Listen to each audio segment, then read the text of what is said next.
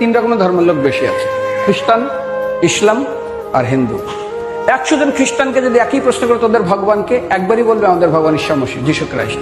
মুসলমানকে জিজ্ঞাসা করবে 3 থেকে 5 মানে মৃত্যুর আগে পর্যন্ত, যাকে এই তোদের ভগবানকে, একই উত্তর দেবে, ভাই আমাদের ভগবান হলো আল্লাহ। হিন্দুদেরকে যদি একই প্রশ্ন করা হয়, ভাই তোদের ভগবানকে, কনফিউজ। 100% হিন্দু 100% কনফিউজ, জানে না ভগবানকে।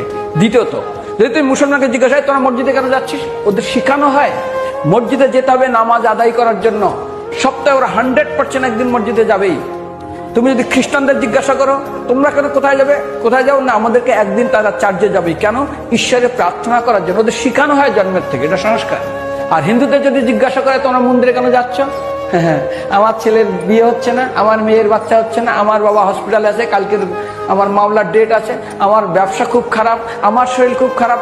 99.99 হিন্দু জানে না মন্দিরে কেন আসা উচিত।